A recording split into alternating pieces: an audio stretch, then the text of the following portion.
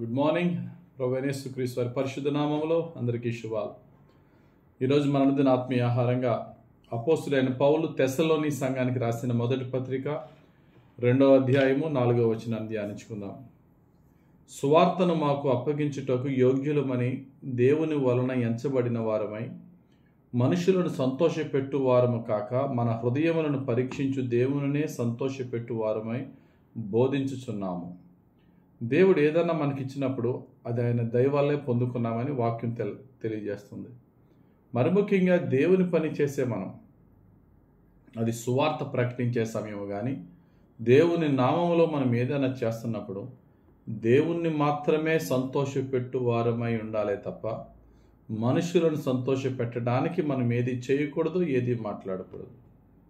పౌలు భక్తుడు అంటారు కదా, నేను ఇంకనూ మనుషులను సంతోషపరచు వాడినైతే దేవునికి దాసుడను కాలేనంటాడు. గలతీయులకు రాసిన పత్రిక 1వ అధ్యాయం 10వ వచనంలో.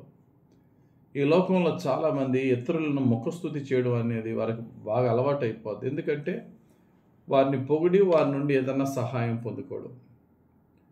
ఈ లోకానుసారంగా మనుషులను పొగిడి మనుషుల ద్వారా మేలు పొందడమే ఒక తప్పంటే, దేవుని సేవలో కూడా దేవుడు చూస్తుండగా దేవుని నామంలో కూడా మనుషులను ముఖస్తుతి చేయడం అనేది ఇంకెంత తప్పు. ఈవెన్ సంఘాలలో కూడా ఇది మనం చూస్తున్నాం. ఈ మధ్యకాలంలో ఒక వీడియో చూశాను. ఒక పాస్టర్ గారు ఇంకో పాస్టర్ గారిని పొగుడుతూ ఆయన దేవునితో సమానమండి అన్నాడు ఫస్ట్, తర్వాత దేవుని కంటే ఎక్కువ అండి అన్నాడు ఆయన. మరి ఇటువంటి మాటలు మాట్లాడడం వల్ల ఇద్దరికీ ప్రాబ్లమే. ఒకరికి అలా పొగిడే వారికి ప్రాబ్లమే. షోమ్రోన్లో కరువు వచ్చినప్పుడు దైవ సేవకుని ప్రవక్త మాట కాదని రాజు ఎవరి చేతి మీద ఆనుకున్నాడో వాడు చాలా ఎక్కువ మాట్లాడాడు. దేవుడు ఆకాశం వాకిట్లు విప్పినది జరుగుతుంది అంటారే, నువ్వు 24 గంటలు తిరగకుండా నువ్వు చూస్తావు కానీ అనుభవించమని శపిస్తాడు దైవ సేవకుడు. రాజు ఉన్నాడు కదా, రాజు దగ్గర రాజు గుడ్ లుక్స్లో మనం కొంచెం మాట్లాడితే మనకి విలువ పెరుగుతుంది అనుకుని మాట్లాడాడు. వెంటనే నాశనం అయిపోయాడు. మనము దేవుణ్ణి దైవ భయం పక్కకు పెట్టేసి మనుషుల యొక్క ప్రేమను లేక మనుషుల యొక్క దయను కోరుకునే విధమైన మాటలు మాట్లాడితే చాలా భయంకరమైనటువంటి శిక్ష వస్తుంది అనే సత్యాన్ని గమనించాలి. రెండోది ప్రాబ్లం ఎవరికంటే పొగిడించుకున్నవాడికి ప్రాబ్లమే. ఒకవేళ ఆ వ్యక్తి పొగిడించుకుంటే ఆ మాటలు మాట్లాడినాడు వెంటనే కరెక్ట్ చేస్తే పర్వాలేదు. కరెక్ట్ చేయకుండా సర్లే బాగుంది కదా వినడానికి, పొగడిని మనమేం పొగుడుకోవట్లేదు కదా అని అనుకున్నాడా ఆ వ్యక్తి, రాజైన హేరోదుకి వచ్చినట్టు భయంకరమైన శిక్ష. అపోస్తుల కార్యాలు 12వ అధ్యాయంలో హేరోదు రాజు వస్త్రాలు ధరించుకుని డంబంగా తయారయ్యి వచ్చినప్పుడు అక్కడ ఉన్నవారు కొందరు హేరోదు యొక్క స్పీచ్ వింటూ ఇది దైవ స్వరమే కానీ మానవ స్వరము కాదని పొగుడుతూ ఉంటే వెంటనే హేరోదు ఒక యూదుడై ఉండి, అతడు యూదులకు రాజు ఎదోమీయుడైనప్పటికీ యూదుడిగానే పిలువబడ్డాడు. యూదులకు రాజు అయి ఉండి దేవుని నామమును హెచ్చించకుండా దేవునితో పోల్చినప్పుడు అది వెంటనే ఖండించకుండా దాన్ని అంగీకరించాడు. దాన్ని దైవదోషంతో సమానం, బ్లాస్ఫమీతో సమానం. వాళ్ళు పొగుడుతున్నప్పుడు అతను ఖండించలేదు. బైబిల్ చాలా స్పష్టంగా ఏం చెప్తుందంటే, యాకోబు గ్రంథం అపోస్తుల కార్యాలు మనం చూస్తే 12వ అధ్యాయంలో ఆ మాట ఉంటుంది. అపోస్తుల కార్యాలు 12వ అధ్యాయము చివరన 23వ వచనం, అతడు దేవుని మహిమపరచనందున వెంటనే ప్రభు దూత అతని మొత్తెను గనుక పురుగులు పడి ప్రాణము విడిచెను అనే మాట ఉంటుంది. గమనించండి, పొగిడినోడు చచ్చాడు, ఆ పొగడ్తలు తీసుకున్నవాడు చచ్చాడు. ఇక్కడ హేరోదు, అక్కడ షోమ్రోను కరువు వచ్చినప్పుడు ఆ రాజు ఎవడి మీద ఆనుకున్నాడు ఆ వ్యక్తి. కాబట్టి ఇది మనకు ఒక కనువిప్పుగా ఉండాలి, ఐ ఓపెనింగ్గా ఉండాలి. మనం ఎవరినైనా పొగుడుతున్నామా, అతని ద్వారా నీకు ఏదైనా సహాయం కావాలంటే వేరేగా అడుగు తప్ప పొగడ్తల ద్వారా ఎదటి వారిని దయను పొందుకోవడం అనేది చాలా తప్పుడు మార్గం. అది దేవునికి ఇష్టం లేని మార్గం. అలాంటి లైఫ్ స్టైల్ మనలో ఉంటే వెంటనే చెక్ చేసుకోవడం మంచిది. కొంతమంది దేవుని మెప్పు కంటే మనుషుల మెప్పుయే ఆశపడతారు.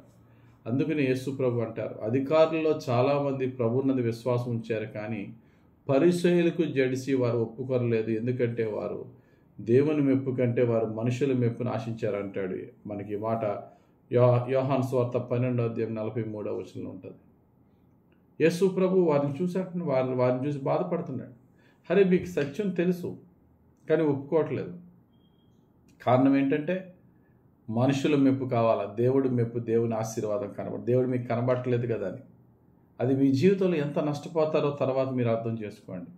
మనుషులు మిమ్మల్ని మెచ్చుకుంటారు, లేకపోతే తిడతారు, లేకపోతే కొడతారు, లేకపోతే చంపుతారు. అసలు ఎవరికి భయపడాలి మనము అనే విషయానికి వచ్చినప్పుడు యేసు ప్రభు చాలా చక్కటి క్లారిటీ ఇచ్చారు. మత్తయి సువార్త 10:28 మరియు ఆత్మను చంపనేరక దేహమునే చంపు వారికి భయపడకుడు కానీ ఆత్మను దేహమును కూడా నరకములో నశింపజేయగల వానికి మిక్కిలి భయపడుడి. గట్టిగా ఒక మనిషికి చేసేది ఏంటంటే చంపుతాడు, అంతే కదా. అధికారిని చంపితే చంపుతాడు, కానీ చచ్చిన తర్వాత నీ ఆత్మను కూడా నరకంలో పడద్రోయే శక్తి గలవాడని దేవునికి భయపడు, మనుషులకి కాదు. మనం ఏమి మాట్లాడుతున్నా అది దైవదోషణ అయిపోతుందేమో, టూ మచ్గా మాట్లాడుతున్నానేమో, లేదా ఇంకొకటి నేను ఎంత పొగుడుతున్నా అది నాకు దేవుని యొక్క ఉగ్రత నా మీదకి రావడానికి కారణమవుతుందేమో అని కొద్దిగా విజిలెంట్గా మనం ఆలోచన చేయాలి. యేసు ప్రభు అంటారు యోహాను సువార్త 5:44 అద్వితీయ దేవుని వలన వచ్చు మెప్పును కోరక ఒకని వలన ఒకడు మెప్పు పొందుచున్నా మీరు ఎలాగూ నమ్మగలరు? నన్ను మీరు ఎలా నమ్ముతారు? నిన్ను ఆడిపోవడారు, ఆడు నిన్ను పోవడారు. ఒకని ద్వారా ఒకడు మెప్పు కావాలి. మీకు దేవుని మెప్పు కోరట్లేదు. అటువంటప్పుడు సత్యంలో మీరు ఎలా ఉంటారు? యేసుక్రీస్తునందు మీరు ఎలా విశ్వసిస్తారు? కాబట్టి ప్రియులారా, బయట వాళ్ళ సంగతి ఎలా ఉన్నా యేసుక్రీస్తులో ఉన్న మనము జాగ్రత్తగా మన ప్రతి మాట, ప్రతి క్రియ యేసుక్రీస్తునే మహిమపరచాలి. ఒకవేళ మన సహోదరుని ఏదన్నా ఎప్రిషియేట్ చేయడం తప్ప ఏమీ తప్పు కాదు. అభినందించవచ్చు, అధికారులకు లోబడి ఉండొచ్చు, వారిని గౌరవించవచ్చు. కానీ పరిధి దాటి దేవునికి చెందవలసిన మహిమను కూడా మనుషులకు ఆపాదించే విధంగా మనం మాట్లాడితే దేవుని శిక్షకు గురవుతామని తలచి ఎన్నడూ కూడా మనుషుల మెప్పించి మనుషుల ముఖస్తుతి చేసి వాళ్ళ దయ పొందుకోవాలని ఆలోచన ఒకవేళ ఉంటే తొలగించుకుని దేవున్నే మహిమపరుద్దాం, ఇతరుల మనుషులను గౌరవిద్దాం, దేవునికి చెందవలసిన మహిమ ఎక్కడ దొంగిలించకుండా యథార్థంగా జీవిద్దాం. దేవుడు అట్టి కృప మనకు దయచేయను గాక. ఆమేన్. పరిశుద్ధుడా, ప్రేమ కలిగిన తండ్రి, మా డైలీ మా లైఫ్ స్టైల్లో తండ్రి, ఇంట్లో ఉండొచ్చు, చర్చ్లో ఉండొచ్చు, ఆఫీస్లో ఉండొచ్చు, బిజినెస్ సెంటర్లో ఉండొచ్చు, ఎవరైనా పెద్ద పెద్ద అధికారులను కలవచ్చు. ఎక్కడైనా సరే ప్రభా, నీకిచ్చే గౌరవము, నీకిచ్చే మహిమ మనుషులు ఎంత పెద్దవారైనా సరే, ఎంత అధికారులైనా, వారు మాకు ఎంత సహాయం చేసేవారైనా వారిని తండ్రి నీతో సమానముగా మా హృదయంలో కానీ మా మాటలో కానీ హెచ్చించకుండా ప్రతి మాట కూడా యథార్థంగా మాట్లాడటకు, ఏది మాట్లాడినా నా యేసయ్యకే మహిమ తెచ్చే విధంగా మాట్లాడాలనే ఆలోచన, అనే క్రియలు, అటువంటి క్రియలు మాకు దయచేయమని, నీకు ప్రీతికరమైన సాక్ష్యపు జీవితం మాకు దయచేయమని యేసుక్రీస్తు వారి పరిశుద్ధ నామములో ప్రార్థించి వేడుకొనుచున్నాం తండ్రి. ఆమేన్. తండ్రి యొక్కయు కుమారుని యొక్కయు పరిశుద్ధాత్మ దేవుని అభిషేకం హెచ్చుగా మనపై దిగివచ్చి యేసుక్రీస్తును పోలి నడిచే జీవితం మనకి పరిశుద్ధాత్ముడు ప్రతి దినము దయచేయనుగాక. ఆమేన్. God bless you. Have a very blessed day.